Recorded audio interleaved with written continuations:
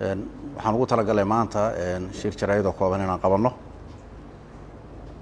danta iyo ujeedada aan ka leenahay iyo meesha hadafkeenu cabirayo waxa weeye bacdama xilli adagna lagu jiro marxalada badan oo dalku soo maray iyo ummadda Soomaaliyeed inaan wax yar ka xusno wixii aan muddadan soo wadnay burburkii dawladdii dhexe ee Soomaaliyeed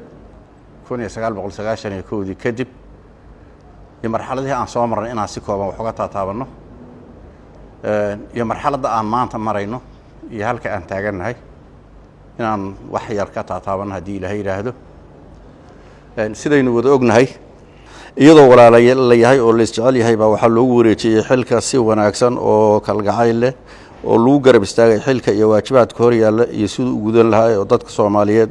iyo madaxweynihii xilka ka degay kuwii ka horeeyay ay u ballan qaadeen inay ula shaqeynayaan dabcan waana la shaqeeyay si fiican bayna hawshaas ayaduna ay u soo socotay waxaan xusuusanahay doorashada natiijadeedii markii lagu dhawaaqay saqa dhexe oo habeenimo waan xusuusanahay waynu wada joognay xamar baa laga yaabaa anu waan joogay xilli fiidaha lagu dhawaaqay waxaa bilowday damaashaad baa bilowday iyo farxad iyo dabaaldegyo yaa bilowday looma kala harin shacab iyo dawlad looma kala harin waxaan xusuusanahay xataa ciidamadu xeryaha ay ka soo baxeen rasaas bay ridahayeen iyaga iyo shacbigu way wada shaqeynayeen shaqaalaha dawladdu banaanka u soo baxay ceelasha biyaha iyo ilaa iyo controlka isha balcad inta ka dhaxle wado walba way xirnayd rasaasta dhacaysay dabaaldega iyo bolleerkooda wada xusuusanayay wax u dhacayeen okay inta kadib waxaan rabaa anoo soo koobaya iyo koritaankii noocaas ah waxa iyadana barbar socday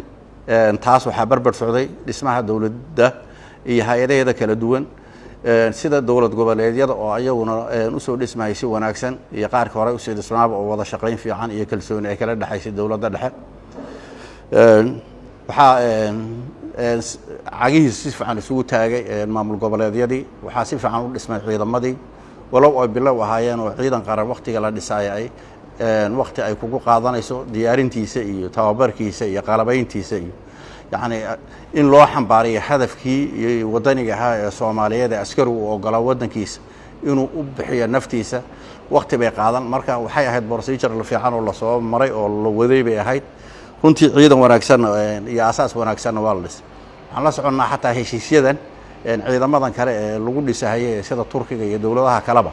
هالشيء دولة ده سواء جشي أي هايد وحي أساس كوها ما أعرف عيدا ما ذن لو حريه لقول سهية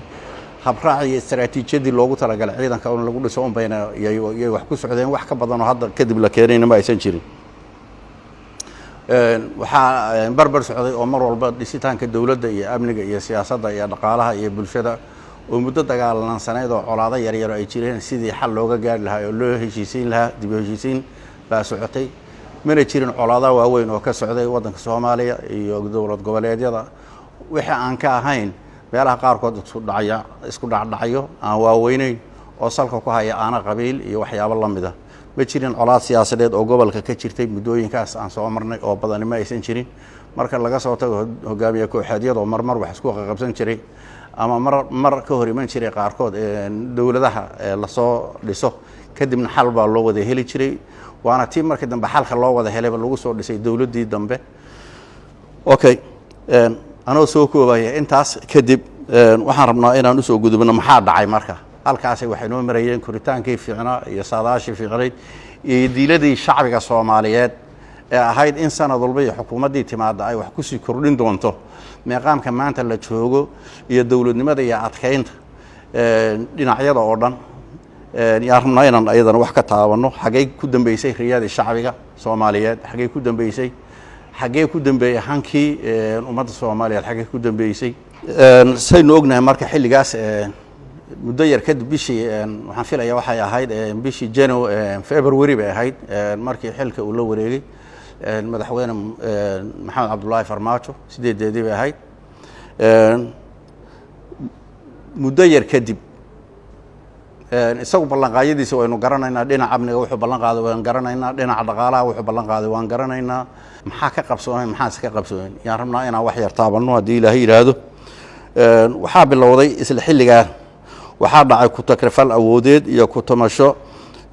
iyo ku xadgudub ummadeed waxaa dhacay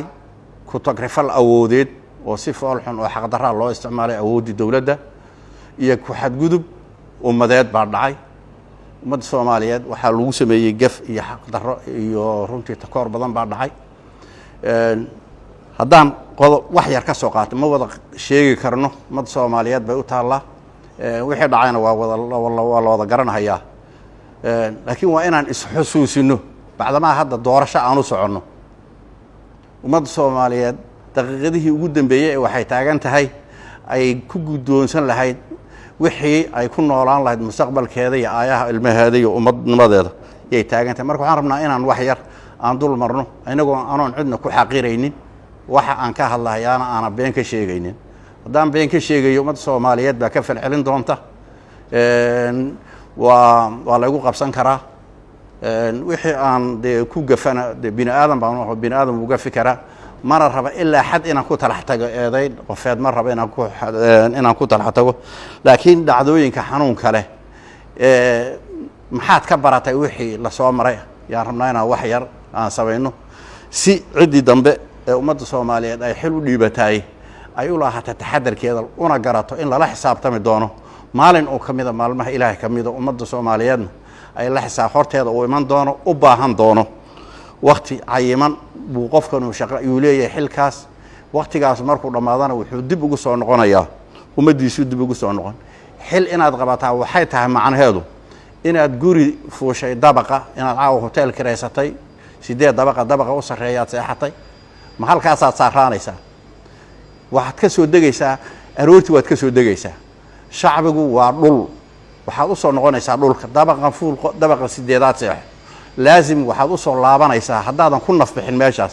waxaad u soo laabanaysaa shacbigaagi haddaad ku nafbaxdana waxaa lagu soo celinayaa shacbigaagi shacbigu waa dhul waa hooyo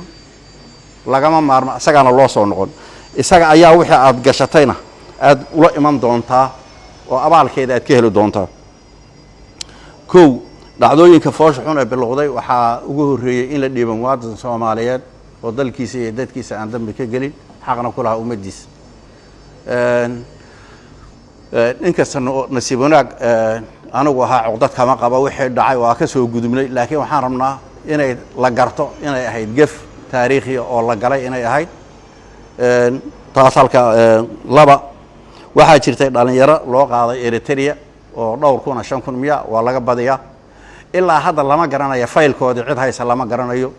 waxay ku dambeeyeen lama garanayo waalidiintoodii 2 sano halka ka dhawaaqayaan hanala soo hadalsiiyay ilmaha nagibay leeyihiin hanaloo keenay leeyihiin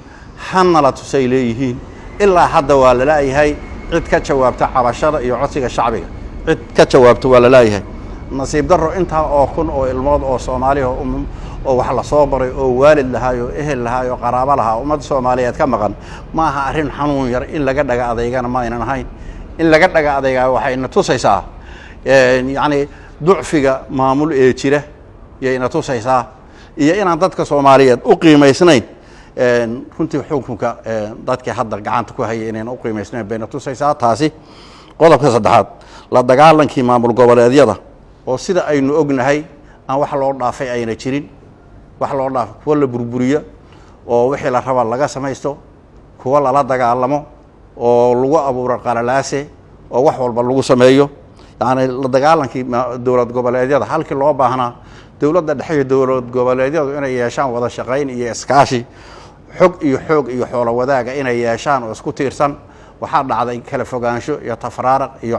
colaatan baa dhacay runtii arrintaas waa qayb kamida nasiib darrada okay afar dhibaatadii ka dhacday Baydhabo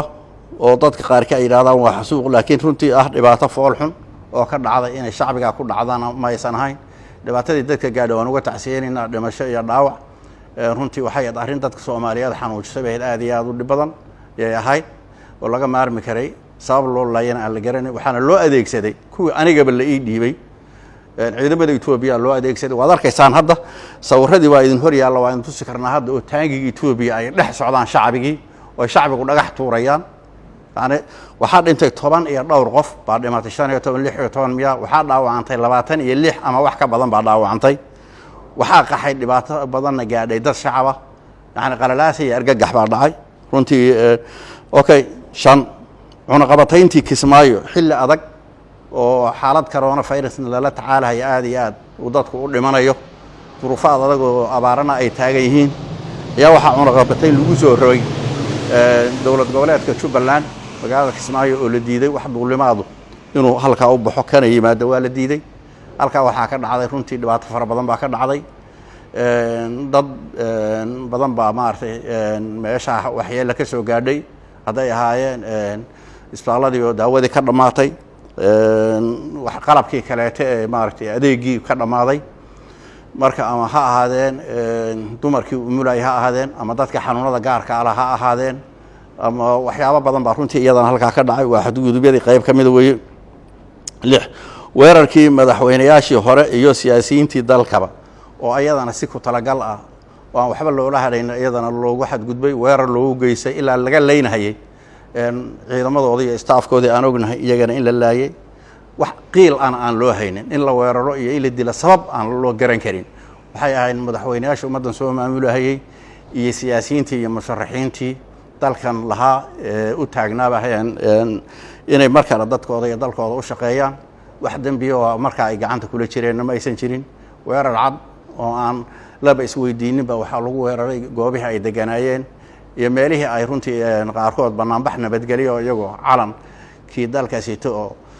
border wata yaa lagu weerarahay waxyeello runtii badan waad ogtiin in halka ka dhacday weerarkii lagu qaaday shacabkii ka soo horjeesaday muddo kororsigii xaq darrada ahayd maba loo baahnay muddo kororsi in la sameeyo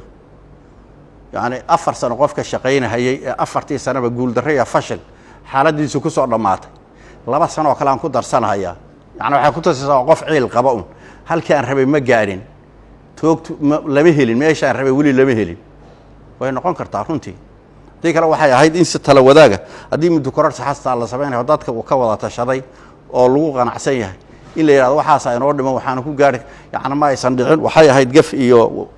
mushkilad dhacday oo lagu weeraray shacabigii Soomaaliyeed ee ka soo horjeesaday muddo korortigaas aan runtii barakaysnayn sideed isku daygii afgambi ee qaraska tuurnimada ahaa ee lagu qaaday ra'iisul wasaare iyadana waan la soconnaa wuxuu ahaa runtii isku day qaraska tuurnimo ah oo aan la qiimeynin maxaa ka dhalan kara xilli dalka oo dhan kacsan yahay xilli xaaladdu aad ay u cakiran tahay bulshadu dareenkeedu aad u kacsan yahay ciidamadu kala qaybsan yihiin jananadii iska soo horjeedaan jawigu cakiran yahay yani beesha caalamku ay aad maartay indhaha uga haysa waxa ka soo bixi doona arrimaha Soomaaliya in la yiraahdo waxa afgambi lagu sameeynayaa ra'iisul wasaarihii shalay lagu wareejiyay xilkii doorashada iyo amniga yaa la weerarayaa in la yiraahdo runtii waxay arrin cajiiba bay ahayd oo aad iyo aad u ahayd arrin fajicisa bay ahayd sidaa darteed waxa loo oran karaa hab qaraska tuurnimo ah yay ahayd iyo ismiidaamin hagaag lambar 9 ciidamada dalka oo loo isticmaalay si ka baxsan qaanuunka iyo xeerarka dalka ciidamada dalku ciidanka militariga ciidanka xoogga dalka Soomaaliyeed iyo ciidanka booliiska iyo ciidanka nabad sugidda iyo ciidanka asluubta mid walba shaqo u gaar oo loo igmaday buu leeyahay waxayna ku caday xeerarka dalka iyo waxay ku caday shuruucda ku cadahay intii laga leexday dhamaan ya waxa loo isticmaalay dana shakhsiya iyo siyaasad ya loo isticmaalay ilaa laga gaarsiinayay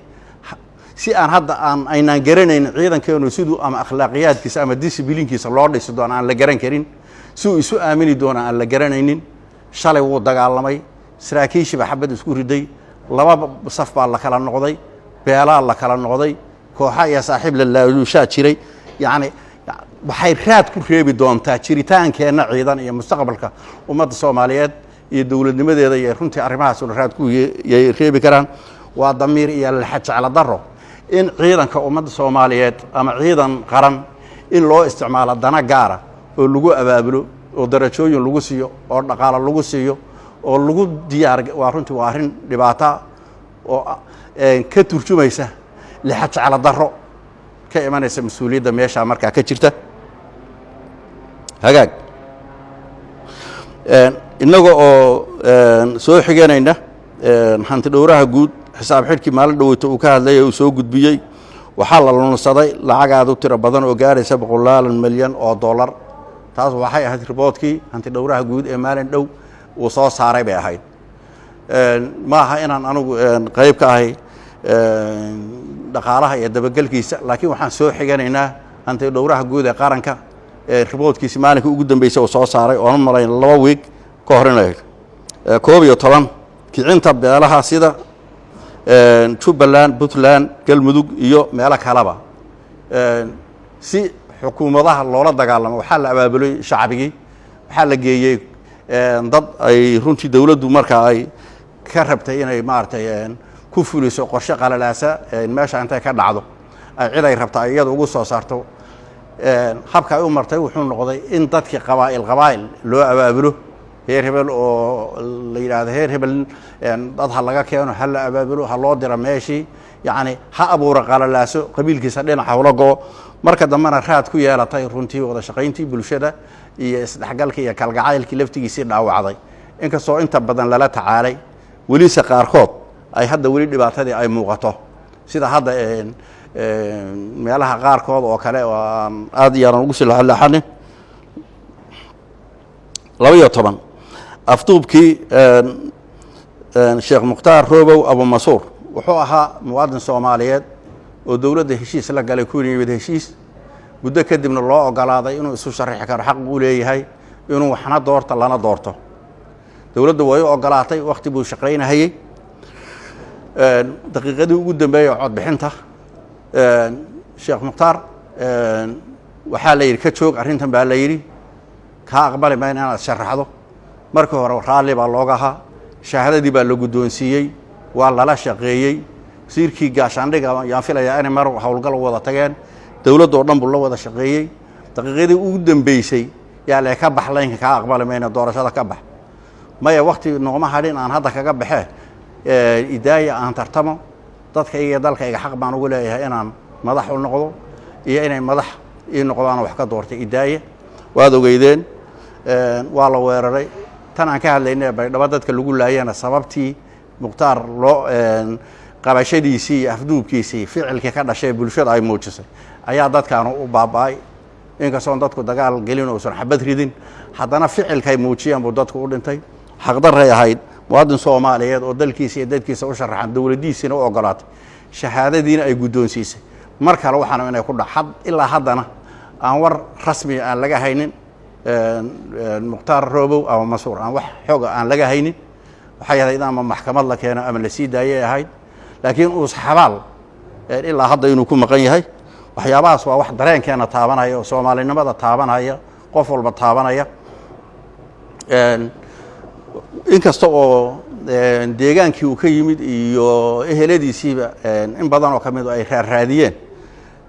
say sheegaan laga warhayo haddana Sheekh Mukhtaar ilaa hadda wuxuu ku jiraa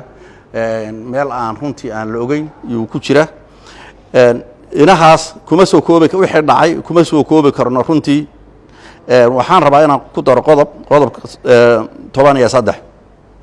dilkii Ikraan Tahliil oo masiibo qaran ah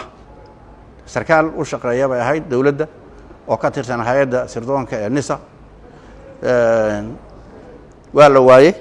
sida laga ay soo sheegtay dawladdu waa la waayay muddo kadib isla hay'adda NISA oo ka tirsanayd Ikraan Tahliil yaa waxay tiri shabaab baa dilay shabaabna way iska bariyeelaan waxayna sheegeen inaynan Ikraan dilkeeda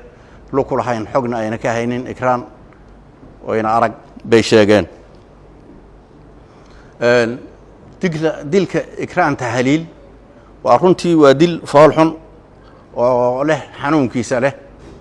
wuxuuna noqon doonaa waxyaabaha dib uun la isu weydiin doono noqon doonaa aan soo gabagabeeyo dardaaran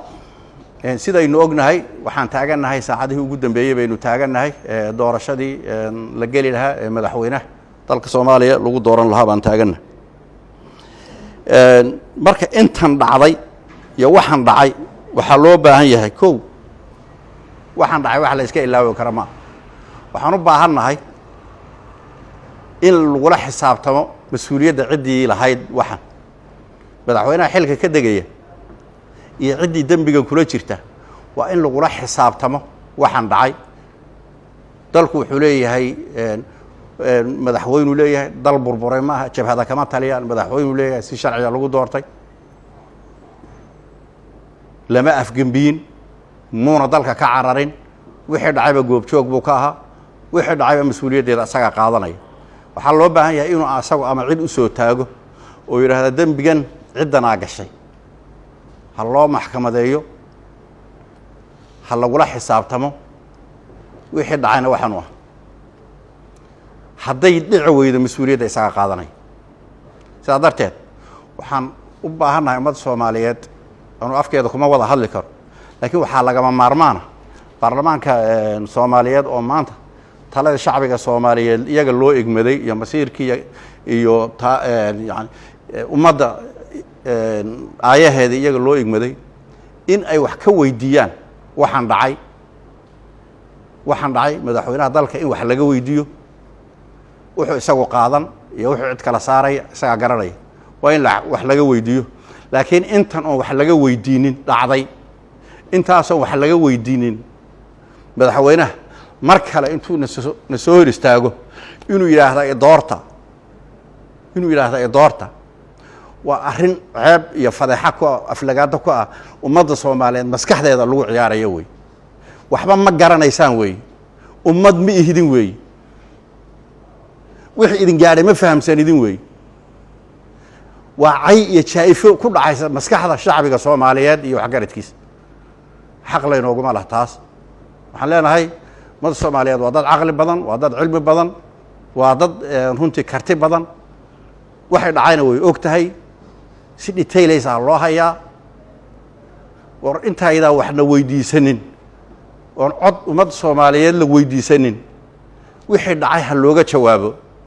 waxaan ha laga jawaabo ciddii gashay ha la sheego cid lagula xisaabtamo ha yeelato mas-uuliyaddeeda ha la qaato waa in la helo cid qaadata sidaa darteed baarlamaanka waxaan isleeyahay inay ku habboon tahay inay madaxweynaha wax ka weydiiyaan waxaan dhacay iyo jariimooyinka ummadda loo geystay intan aan sheegay iyo 10 jibaarkeedna way dhaceen mudanayaasha iyo marwooyinka inagoo u hayno xurmo iyo karaamo waxaan leenahay maanta wuxuu idin hor yaallaa masiirka ummadda soomaaliyeed wuxuu hor yaallaa maanta idinka gacantiinna ayuu ku jiraa xildhibaanada la soo doortay wixii aad u doorataan ummadda soomaaliyeed maanta taariikhdaa qori doonta walaalayaal waxaan idiin soo jeedinaynaa guul iyo guul darro maanta gacmihiinna ayay shacbiga soomaaliyeed ka dhowrayaan iyo ilaahay subxaana wa tacaala inuu idin waafajiya sawaabka